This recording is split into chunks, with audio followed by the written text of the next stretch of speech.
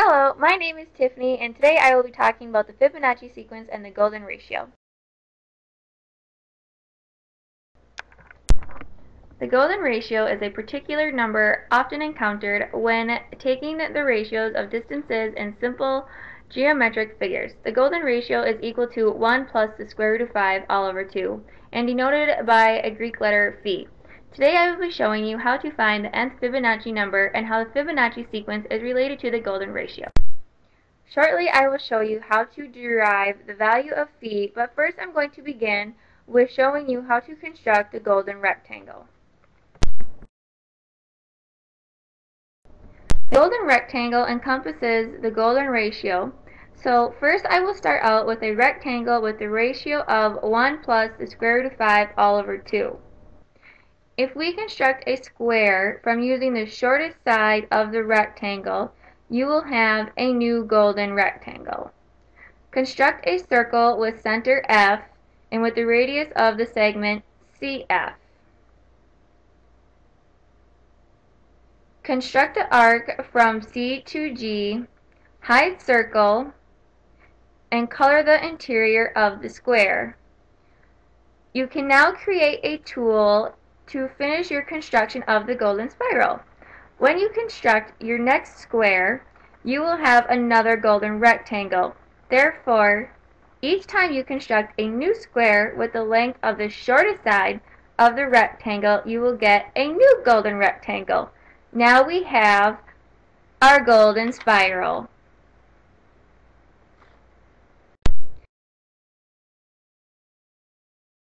Now I will show you how to derive the value of phi.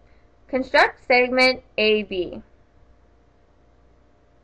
Construct a perpendicular segment to AB through B and must be equal to the segment of AB. Label the endpoint C. Find the midpoint of segment AB and label that point M. Use the segment MC as the radius and M as the center to construct a semicircle. Then extend segment AB to the semicircle.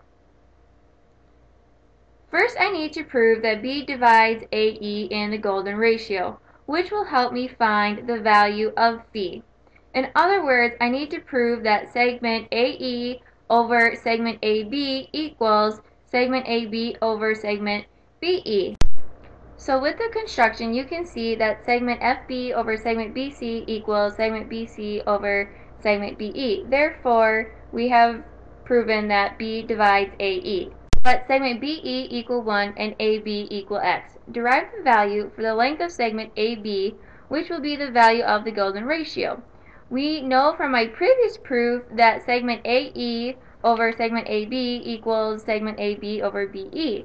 Then x plus 1 all over x will equal x.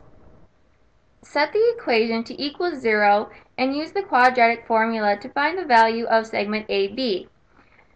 You will get x squared minus x minus 1 set equal to 0.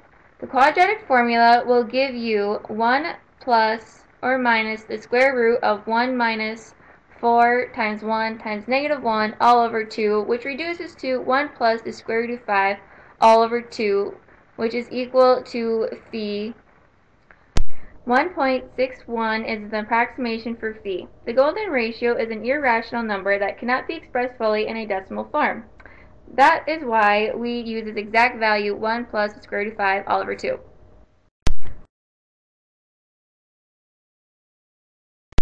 By using the roots of x squared minus x minus 1, we can find the nth value of the Fibonacci numbers. The roots are 1 plus or minus the square root of 5 all over 2. Phi to the n power equals f sub n times phi plus f sub n minus 1. The negative inverse of phi to the n power equals f sub n times the negative inverse of phi plus f sub n minus 1. Take phi to the n power minus the negative inverse of phi, which will equal f sub n times the equantity of phi minus the negative inverse of phi. Set equation to f sub n. If you substitute the roots in for phi and the negative inverse of phi, you will see that phi minus the negative inverse of phi will equal the square root of 5. Substitute the roots back in to get the formula for the nth Fibonacci number.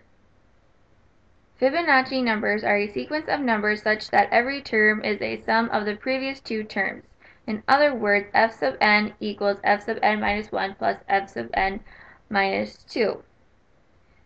Here is a list of some of the Fibonacci numbers.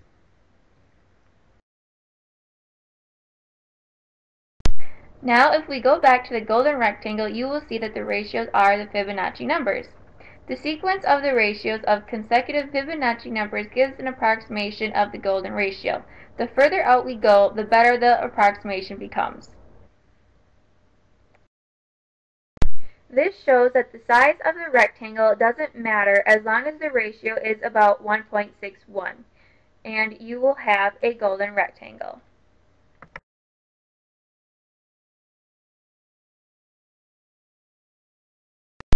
A man put one pair of rabbits in a certain place entirely surrounded by a wall. How many pairs of rabbits can be produced from that pair in a year, if the nature of these rabbits is such that every month each pair bears a new pair, which from the second month on becomes productive? No, rabbits never die, and new pairs are only born to pairs at least 1 month old. As you can see, as each month goes by, the rabbits are representing the Fibonacci sequence. Therefore, at 12 months, you'll get 144 pairs of rabbits. Now you have a fun problem to share with your friends. Thank you for watching.